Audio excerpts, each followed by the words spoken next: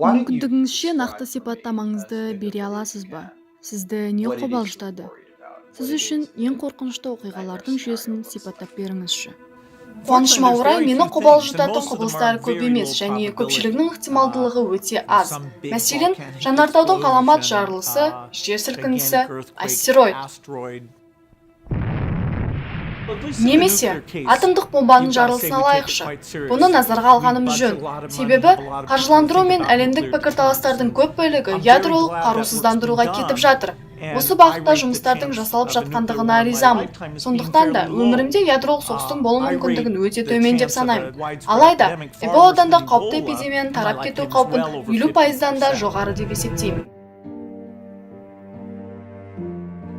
Егер тарихқа көз жүгірте отырып, 20 ғасырдың өлім көрсеткіштерін алып қарайтын болсақ, көп адамдар бірінші дүниежүзілік соғыста шамамен 25 миллион адамның, және де екінші дүниежүзілік соғыста 65 миллион адамның қаза тапқанын көре алады.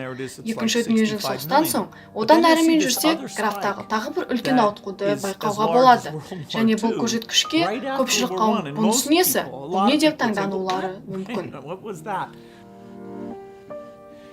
Тұмаудың екі түрі болады. Бірі адамдар арасында өте тез тараса, енді бірі біраз адамды қазаға ұшыратады. Осы екі қасиетке де ие болған тұмаулардың таралуы тарихта болғандығы өтірік жайт емес.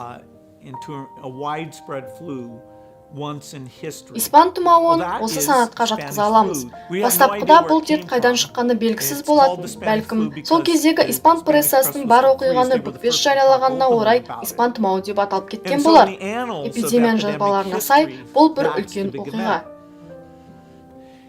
Мен компьютермен симуляция жасайтын топты қаржымен қамтамасыз еткен болатымын.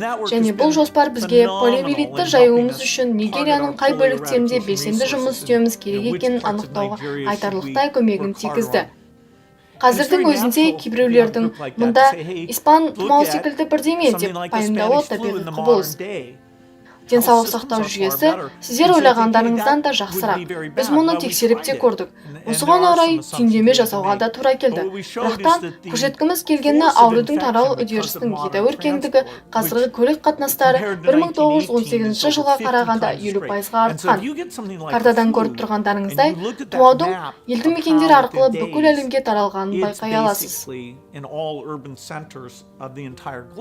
Бұл өте аң-таң бола қалатын жайт. Себебі, ертелікте испан тұмауымен мұндай жағдай әлі болмаған.